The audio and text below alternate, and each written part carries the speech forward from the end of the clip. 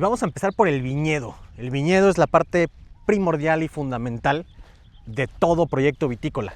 No podemos no empezar desde el viñedo, comprender qué es lo que tienen y comprender qué es lo que hay aquí. Y en un tema de viticultura, absolutamente todo influye.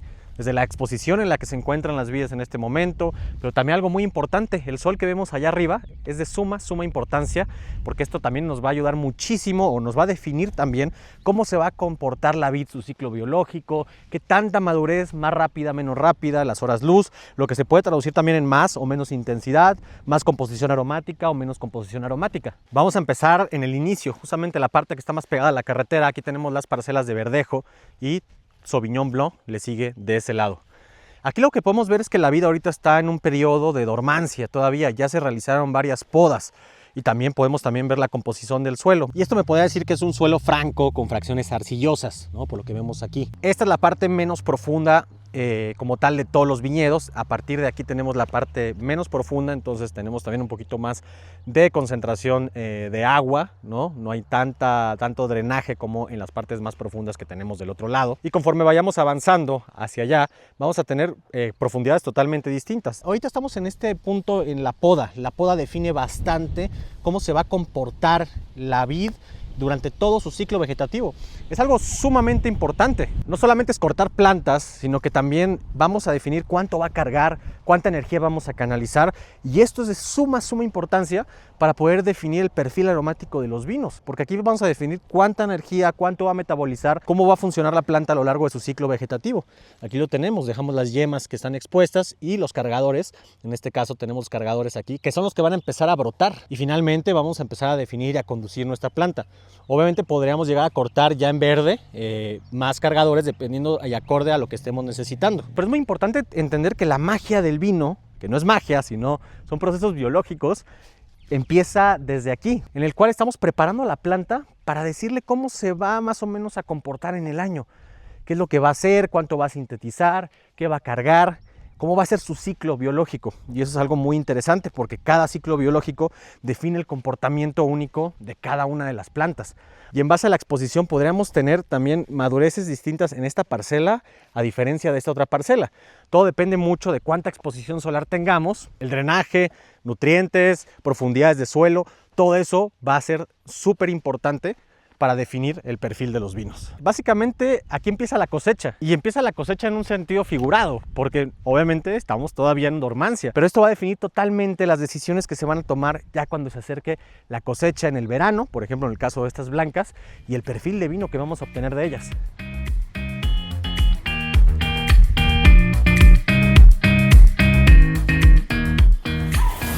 Sí, a ver, es muy bonito, por supuesto, subir a la bodega y probar los vinos, del producto y del esfuerzo, del trabajo de tantas personas, de la misma planta, del clima, del año en curso.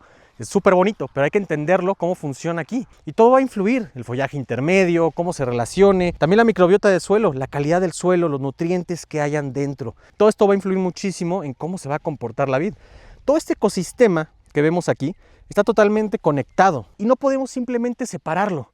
No solamente estamos viendo un tronco aquí, sino que estamos viendo una planta que regula su ciclo, que duerme, que concentra toda su energía ahorita en las raíces para esta dormancia que ha tenido. Pero ahorita, ¿qué va a pasar? A medida que suben las temperaturas, tenemos mucha más radiación también, muchas más horas luz, y de igual manera también tenemos cambios de temperatura, no solamente en el ambiente, sino en el suelo.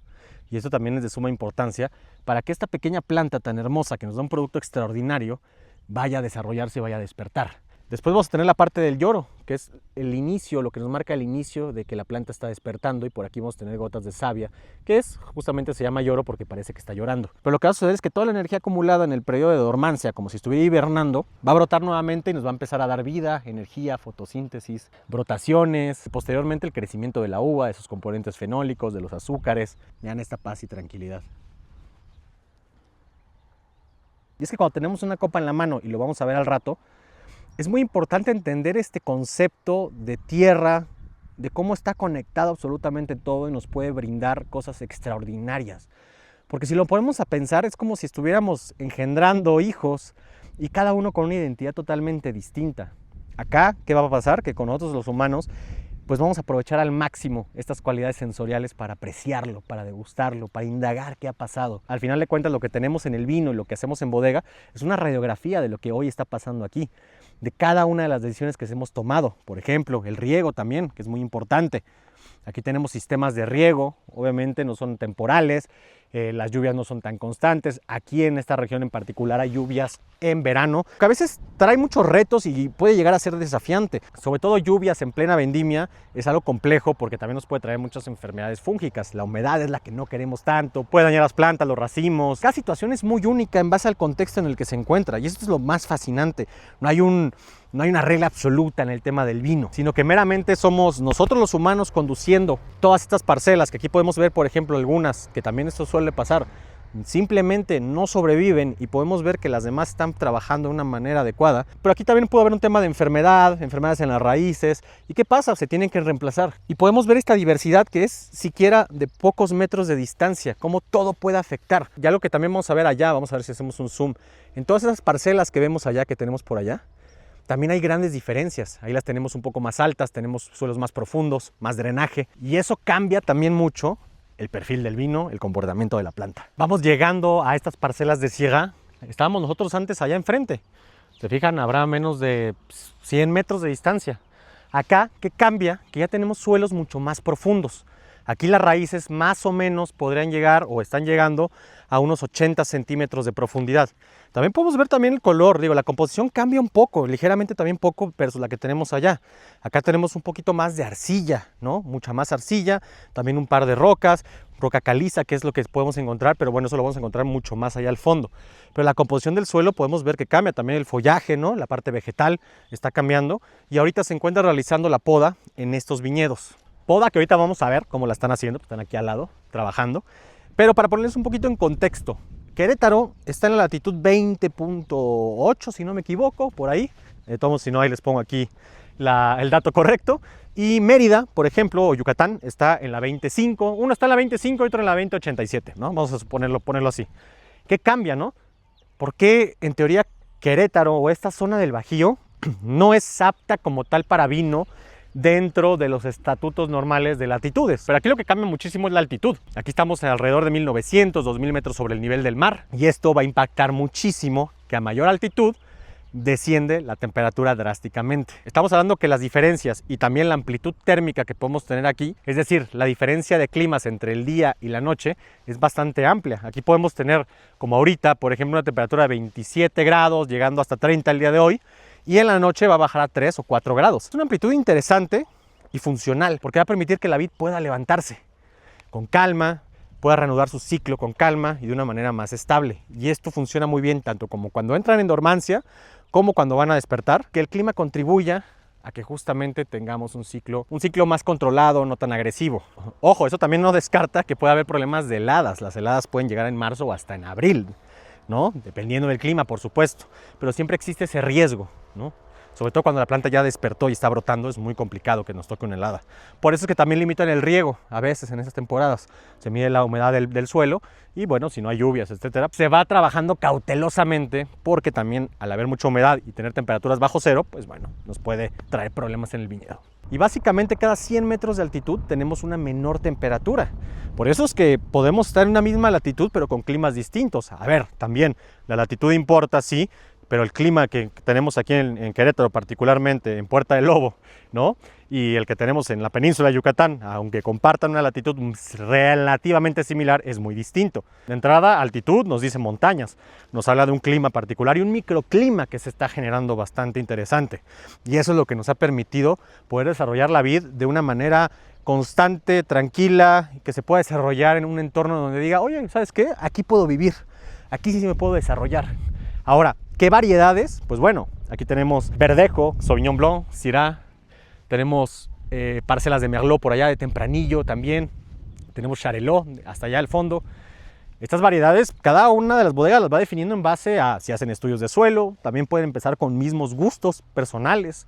Al final del día el vino no tiene recetas fijas y todo esto se va moldeando con la experiencia también y con este saber hacer o el savoir-faire que dicen los franceses. en donde nos vamos dando cuenta con el tiempo que funciona mejor en nuestro viñedo, en nuestro microclima, porque también se fijan, entonces, bueno, no sé si se escucha el viento, pero también las corrientes de aire importan mucho en cómo vamos a mantener el viñedo aireado, porque esto es de suma importancia para enfermedades fúngicas también. Y volviendo al tema de raíz, es interesante cómo al caminar aquí podemos ver que todo influye, no solamente la tierra, el sol que tenemos aquí radiante, que también a mayor altitud tenemos una mayor radiación solar, es decir, tenemos más rayos UV que impactan directamente al viñedo, y eso se puede traducir también en una madurez más pronta en ciertos contextos, también dependiendo de la luz que reciban, pero lo que va a pasar es que la piel de la uva se protege de igual manera, y las antocianinas en particular, lo que nos da el color, son muy útiles para protegerse de la radiación UV. Entonces, a mayor radiación UV tendemos a tener concentraciones mayores, porque también tenemos pieles más gruesas. La vid se va a proteger, y a la vid lo único que le interesa es sobrevivir, no le interesa otra cosa más. Y nosotros, los humanos, pues bueno, la vamos domesticando, la vamos llevando, la vamos cuidando, la vamos apapachando, para finalmente poder tener el vino que llega a la bodega.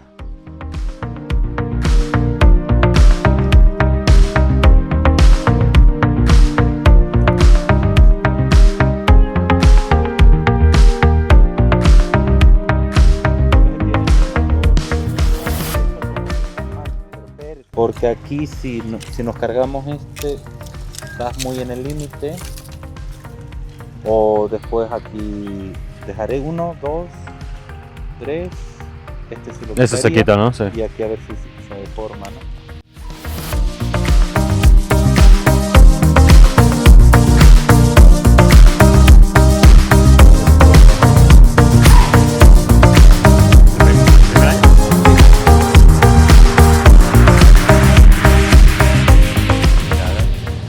Al final es como gris. Sí.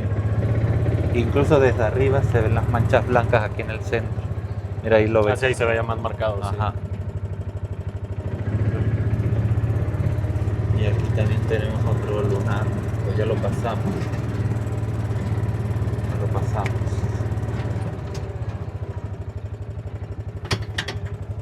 Mira, aquí tienes un poco el perfil.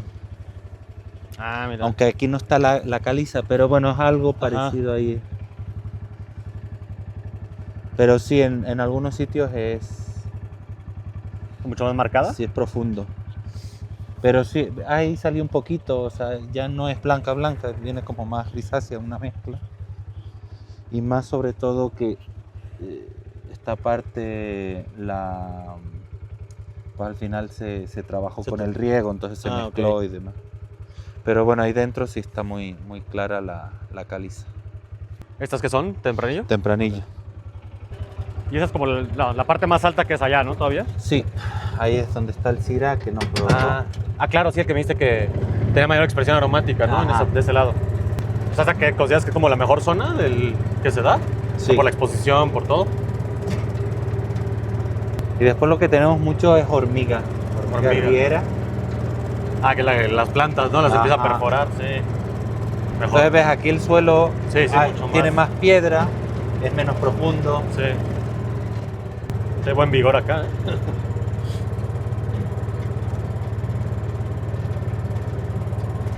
Ya viste que no es la uva más interesante, al menos con nosotros. Pero te digo que al principio sí, cuando vinificamos, el otro viñedo está de aquel lado. Cuando hicimos las primeras vinificaciones, la mejor uva que maduraba y demás era tempranillo. Entonces decidimos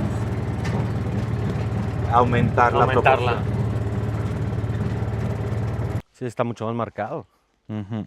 Impresionante. Sí, como pizarrita, justo, Sí, ¿no? no llega a ser 100%, pero tiene esa similitud. Es muy poco, es una franjita aquí. Interesante. ¿Y has hecho pruebas de darse cuenta que la franja que tiene con la otra, no? No, como todavía no se ha establecido bien y demás, no hemos creído. Pero la idea... Están jovencitas esas, sí, ¿no? Creo que son nuevas. Sí, aquí tuvimos... Sí, ya vi que hay nuevas viejas. Inicialmente el problema con el riego. Allá al final... Está bien bonito. El allá es el Cabernet, el allá. ¿no? Las terrazas. Entonces, claro, el sol de la mañana le va a tardar más, entonces allá vamos a tener más horas frío. Y sobre todo el tema, yo tenía mucho miedo con el tema de maduraciones, pero estamos allá en el poniente. O sea, en invierno el sol sale de este lado y se pone de este lado, pero en verano el sol se pone de este lado. O sea, si te fijas ya Para ya allá. va subiendo. Normalmente se acuesta en invierno de este lado. O sea, aquí le da Ajá. mucho el Se sol de acuesta invierno. allá, entonces le da el sol y bueno, ya. Pero ya a medida que llegas hacia el verano, el sol ya cruza. Entonces allá tenemos directamente el poniente. Sí. Aquí se sombrea, la montaña ya, De esa al ya ponerse sombrea. detrás de la montaña sombrea acá, pero allá no. Y después el suelo, o sea, no es un suelo tan potente y demás, entonces vamos a tener mayor concentración. Mayor concentración. Por ahora me gusta más el otro, el de la tabla 3. La opción aquí es reinjertar, pero no hemos decidido. Sí está padre, aquí sí pueden trabajar algo con los suelos, porque como aquí está Sí. muy diferente, o sea, estaría interesante, digo, ver después algo que Sí, también pueda tener algo que marcador. buscamos, estamos en esta parte todavía de crecimiento y sí, de asentarnos, pero la idea también, o sea, yo como técnico, mi idea es tener como también microvinificaciones, microvinificaciones, ¿no? ¿no? Para Y probar exactamente, ver qué se está dando. una cosa es probar y otra cosa también es llegar y decir, oye, tenemos un tempranillo que va a salir en esta línea, pero este tempranillo va a ser superior porque pues tiene el suelo, representa. Exactamente. Es parte de lo que hablamos, ¿no? Sí, lo de de justificarlo. llegar, eso es. O sea, darle como que la identidad y justificación de dónde viene, ¿no? O sea, ¿por Eso. qué? ¿Por qué es así? Porque es así. No nada más Ajá. vino por ser vino. Eso es. Entonces tenemos este tipo de suelo, la cosa es que es muy poco comparado con el resto, ¿no? Ajá. O sea, si te fijas. Y ahora vamos a la tabla 1 para que veas el otro suelo, pero es esta parte. Pero también, de todas formas, de forma general cambia. Allá el suelo es más pesado, aquí no es tan pesado. ¿Y esto sigue siendo tempranillo, esta parte? Todo es tempranillo. O sea, tenemos mucho. ¿No había un merlot de este lado? El Es merlot allá. está aquí debajo, Ok. ahora lo vamos a ver. Vamos a ver si cambiando la poda, cambiamos claro. un poco el... Es las... Aquí ya volvemos como más al franco arcilloso, ¿no? Más o menos. Sí. Sí. Sí, si te fijas aquí ya la presencia más de la arcilla sin tanta grava o piedra, pero también el vigor de la planta, ¿no? Sí. Muy pequeño, es una planta ya de 10 años ¿De 10 años esta? Ah, no, sí, no hay mucho vigor acá. y la producción es muy poco, eso también nos permite conseguir también mucha concentración. Sí. Y- Sí, también por eso el merlot este, el 25 viene de acá. Sí. Sí, sí, ahí está como ahí, concentración. ahí ves Ah, la caliza más. sí, aquí se ve mucho más marcada. Ajá. Oh, sí. Esos son los tipos de suelo acá. Con unas arcillas expansivas en la parte alta. Ajá. Y unos 40, depende, 60 centímetros. Unas arcillas, un tepetate blanco, muy calizo. O sea, sí, lo principal es la arcilla, después ya se va para Ajá. el tepetate, ¿no? ¿Qué es esto? Sí. Sí, ahí se ve un poco manchado por lo negro, pero ahí esa pared blanca, ¿no? Ujú. Tepetate. Sí, la arcilla se ve clarísimamente, ¿no? Ajá. Está totalmente ahí, justo ahí empieza a cambiar. Eso.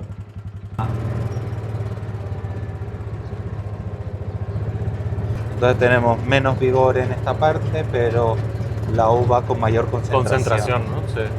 Entonces ya aquí tenemos un suelo un poquito más profundo, sin tanta grava. Sí, sí, sí. Más arcilla. Eso es. Y ya es una arcilla más ferrosa. Estas parritas están más Ajá, vigorosas. aquí hay más vigor. Y acá el vigor es por el suelo, también por el portainjerto. El portingel Ah, ok. y el varietal. El varietal, ¿no? Entonces nosotros a veces incluso seleccionamos la mitad del viñedo para cosecharlo, incluso la madurez es diferente. Y a veces vamos cosechando medias líneas para agarrar uva de un suelo más pobre, Ah, ok. donde tienes más concentración. y No, pues sí, el demás. vigor está cañón. ¿Qué esta tiene igual que unos 10 años la parra? ¿No? Ah, sí, eso, 10 años. No sé. Sí, todo fue 10 años. Aquí lo que hemos tenido, Que aquí se engrosa bien el tronco. y este todo. Sauvignon no duerme y no tiene brotes en la parte alta, lo que nosotros llamamos como bandera, no Ujú. sé. Pero sí la planta está activa, brota más bien yemas basales y el tema, aquí las heladas son fuertes, Mm. o sea, se enfría mucho el aire en la parte alta, en esta parte alta, todo Y llega, baja al valle, y te se congela, retiene bueno, te aquí puede con los congelar, ¿no? árboles. Y es lo que nos ha pasado, mira, son daños de heladas. Este brazo ya Mira. está seco. Entonces hemos tenido que renovar mucho. Hemos tenido muchos brazos secos. Sí, o sea, y aquí tenemos el verdejo y justamente podemos ver el vigor. Digo, también importa el portainjerto y la variedad, pero vean el vigor de la planta. O sea, aquí estamos hablando que tienen la misma edad. Y literal estamos a nada, ¿no? Pero, digo, interesante como la variedad Influye mucho. no influye muchísimo, sí. No solo Pareciera el que no. suelo. Sí. Pero sí, hemos tenido aquí que renovar algunos brazos. Y de alguna forma ha bajado un poco la producción aquí. La verdad es que se comporta muy bien en la zona con un suelo más profundo y demás. Tenemos pues un exceso más de verdor, un cambio en la maduración, unos bricks un poquito más bajos. Pero el Sauvignon la verdad es que retiene, o sea, aguanta bastante la acidez, sube muy bien el brix. O sea, es una variedad con, O sea, como con muy buen estable, brix ¿no? Buen y- brix, buena acidez. Sí, la única que... bueno, el único factor que tenemos que controlar un poco es la parte aromática. Ajá. Que ahí sí, a Ahí sí veces puedes degradar aromas, sí. marca muchas las piracinas y demás. Pero esta zona que hablábamos, que es todo pegado a la vialidad, es un poquito más pobre y aquí los aromas se van más rápido. O sea, hay menos vigor, entonces la planta posee más insolación que nos permite que degrade Las piracinas, las ¿no? piracinas, sí.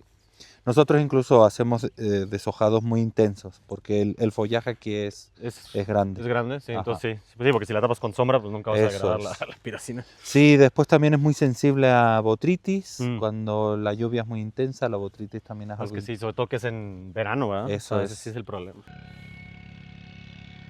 Y algo que favorece aquí en Querétaro son sus estaciones, de cierta manera, o cómo se comportan. Ahorita, por ejemplo, podríamos decir que estamos en una especie de verano, porque ya tenemos temperaturas altas, en torno a los 30 grados, pero también lo que comentábamos de esta amplitud térmica, ¿no? Donde termina y tiende a bajar hacia unos 10 grados por la noche, 8, 12, dependiendo del día.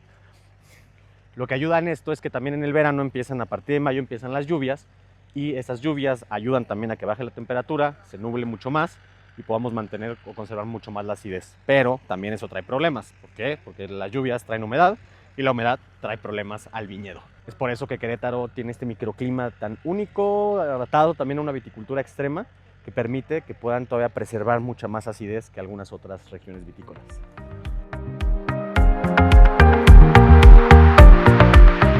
Ya vimos lo extraordinario que es el campo y ahorita venimos llegando nada más y nada menos a la bodega. Todo lo que vimos en la parte de allá lo vamos a traducir, lo vamos a expresar acá. Y empieza todo con justamente la sala de tanques, donde la vinificación va a empezar. Y vamos a conocer un poquito la bodega, qué es lo que tienen, cómo está. La verdad es que está extraordinaria y lo pueden ver ahorita aquí en los videos. Pero vamos a platicar un poquito de qué la está conformando, qué la conforma. Y tenemos puro tanque de capacidad variable. Todos estos en diferentes tamaños, por supuesto, y proporciones son tanques de capacidad variable. ¿Qué quiere decir esto? Que bueno, justamente vamos a tener por allá arriba un sistema, un mecanismo que podemos ver en esta parte, en donde vamos a poder ajustar el nivel del tanque, es decir, dónde lo queremos cerrar. Ya. Pues podemos jugar con esta capacidad variable en los tanques. Para que tengan un mejor contexto, esta es justamente el sistema que permite que podamos cerrarla. Y también tenemos algunos que no son de capacidad variable. Y esto en términos de vino realmente es el tamaño de una bodega mediana, por así decirlo. Y bueno, también dependiendo del contexto vitícola y en el país en el que estemos, podemos considerarla incluso una microbodega si estuviéramos en Francia o en cualquier otra parte del mundo con un contexto vitícola mucho más amplio. No tiene nada que ver eso si es bueno o malo, simplemente es lo que se podría considerar en términos productivos. Pero si algo podemos ver es que esta bodega está no solamente arquitectónicamente muy bien hecha, súper limpia, con sistemas adaptados, por supuesto, para la vinificación, pero está muy bien equipada y también saben jugar mucho. El tanque de capacidad variable nos permite jugar mucho con las diversas situaciones que nos ocurren, ya sea en la vinificación, en la cosecha, inclusive para subir vino, que ahorita están subiendo vino, por ejemplo. Lo podemos ver, viene desde abajo la manguera directamente a los tanques. Todo esto permite que podamos trabajar más eficientes. Y ahora, un equipo muy interesante que tienen aquí es justamente esta prensa neumática, que es bien interesante. Aquí lo que tenemos dentro es como una especie de globo que se va inflando para poder hacer las prensas. Esto nos permite también tener diferentes tipos de extracción y aquí lo podemos todo configurar. Todos los ciclos de prensa se van a configurar a través del cerebro de la máquina, de la computadora de la máquina, y vamos a poder tener múltiples tipos de prensas, ¿no? Muy suaves, poder controlar los bares de presión, y esto va a ayudar muchísimo para la extracción, sobre todo, por ejemplo, en vinos blancos, vinos rosados, pero de igual manera en los vinos tintos también vamos a poder tener una muy buena extracción sin sobreextraer taninos de semilla o notas verdosas. Y por supuesto acá tienen su despalilladora, que esta se utiliza solamente una vez al año cuando pues, cosechamos todo lo que viene del viñedo. Y no es que una cosa sea mejor que la otra, sino que simplemente todo lo que trabajamos en el ciclo vegetativo se va a ver interpretado aquí, en estos tanques de fermentación, con las temperaturas, con los nutrientes que tenga la uva, con los manejos que le demos, la extracción, los prensados. Todo eso va a definir muchísimo el perfil que vamos a obtener de todo lo que se ha trabajado en cosecha durante el año, ¿no? Sobre todo, bueno, más bien en el ciclo vegetativo de la vid. Por eso es que también es demasiado importante la bodega. Estos tanques no son simples tanques de acero inoxidable. Es mucho más. Aquí ocurren reacciones y acciones microscópicas que no vemos todo el tiempo y que casi nunca vemos, pero que transforman el vino, transforman los aromas, las texturas, el azúcar en alcohol, por supuesto, pero también muchísimas otras cosas más, ácidos grasos, que se va a traducir al final del día en algo sensorial, ya sea aromas, ya sea textura, percepciones, sensaciones, y es lo más interesante que tiene la sala de fermentación. Y aquí está Cayo.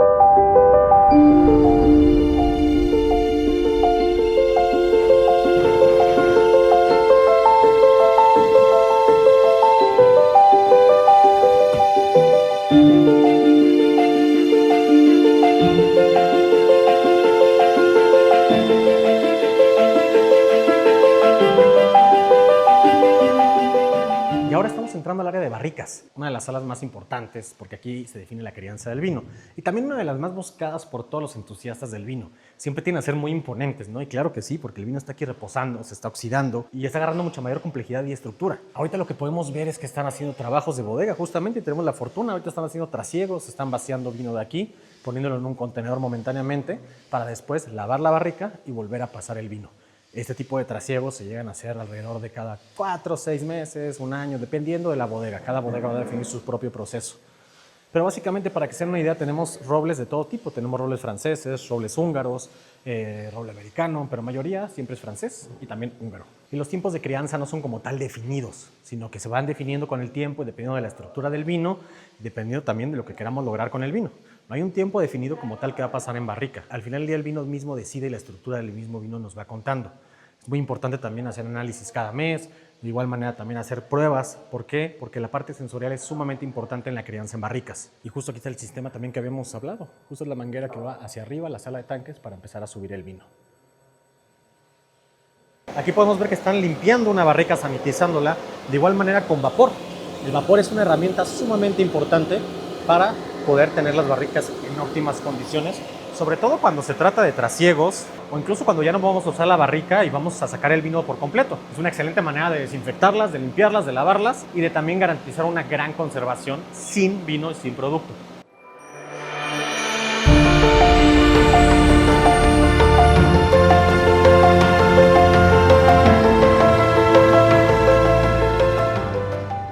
Y por supuesto, pues no podía faltar, también tenemos un restaurante, bueno, creo que 2 restaurantes tenemos aquí en Puerta del Lobo. Y ahorita vamos a ir a justamente el restaurante Las Ruinas, que si no me equivoco está abierto todos los días. Es el restaurante que sí abre sí o sí todos los días. Y lo interesante de este lugar es que justamente se llama Las Ruinas porque así estaba en ruinas. De cierta manera tiene una estructura de mampostería que ahorita vamos a ver. Vean el grosor de los muros. Justamente esta estructura de mampostería es algo también muy típica de la península de Yucatán. Y por qué no, también después de estar todo el día en el viñedo, en la bodega, pero pues hay que también de tener rato para relajarse, echarse un vinito y disfrutar también de la vida, ¿por qué no?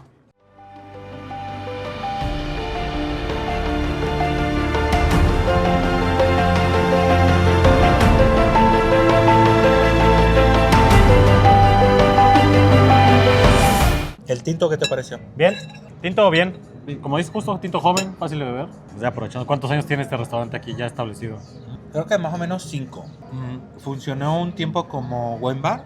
Okay. Ajá, porque el restaurante principal siempre en Puerta del Lobo fue Sarmiento. Ok. Sarmiento, hubo un momento en que se cerró, llegó nuevos inversionistas y lo convirtieron en vertical. De alguna forma está concesionado. Ok. Pero Puerta del Lobo sigue manteniendo ruinas. Por eso es que se está abierto que todos los días, ¿no? Bueno, de miércoles a domingo. Bueno, lo lleva César y viene con esa... Inició con una cocina más de humo, todo asador, incluso cocinaban aquí fuera. Y ya, bueno, con la nueva cocina y demás ya tienen esa fusión. No dejan de seguir elaborando en cocina de humo y demás. Y, y bueno, fusionan un montón de platillos, Y hay como desde un poco de todo, cortes, ¿no? De todas las, digo, las como patatas ajá, brava, bravas, ¿no? Que son como patatas bravas, el fideo y los taquitos que tacos. están. Bueno, y también hay atún, Ujú. mejillones, cortes, etcétera. Está muy bueno, muy, muy bueno. La verdad es que tiene mucho sabor. O sea, todo lo que hemos probado tiene mucho sabor, está muy cargado. Buscan también, intentan, aunque todo no se puede, pero intentan buscar proveedores muy cercanos. Los meseros, meseras son de aquí cercanos. Entonces, un familiar, oye, hace tortillas. Ah, pues le voy a Ah, encargar pues las a él. tortillas Ah, acá, las está bueno. tortillas vienen de Es acá. como que integrar a la comunidad, pues, Eso ¿no? es. Está bueno eso. Muy, muy bueno. Entonces, bueno, buscamos y todo, ¿no? Trabajadores del viñedo, trabajadores aquí en el restaurante, en experiencia y demás, intentamos que sean los más cercanos. Y esta es la magia de las bodegas, las zonas vitícolas y todo lo que lo rodea. Lo que podemos observar es que el vino no depende de una sola cosa. Lo que hemos visto es que es el conjunto de múltiples cosas y factores que definen el producto. Y bueno, hablamos de un producto en términos generales, pero más allá de eso es una bebida que tiene identidad, que tiene mucha historia, que tiene mucha biología, química, evolución. Es una bebida sumamente compleja que nosotros la podemos disfrutar y apreciar en cualquier momento. Y esta fue una probadita desde un enfoque enológico, de viticultura, de lo que es Puerta del Lobo. Y si te gustó este formato, te agradecería que me lo hicieras saber, porque de esta manera puedo seguir haciendo ese tipo de contenidos o incluso mejorar un poco más la comunicación y que tú puedas ver más allá de lo básico del mundo del vino. La idea de esto era presentar una bodega no desde la parte no turística como tal, que si bien está aquí, le recomiendo muchísimo venir a Puerta del Lobo. La comida ha sido extraordinaria, la atención es extraordinaria, el lugar es precioso. La verdad es que es una visita que vale mucho la pena si estás en la zona vitícola de Querétaro o si quieres venir a descubrir viñedos, vale muchísimo la pena. Pero más allá de eso era que también pudiéramos entender un poco cómo está, qué es lo que está pasando allá en el campo, qué es lo que está pasando acá, en la bodega, justamente aquí atrás, desde un punto de vista viticultura, vitivinícola, enológico. Y pues bueno, si puede contribuir con ese pequeño granito de arena, pues ya me doy por bien servido. Espero que te haya gustado esto y nos vemos hasta la próxima. Salud.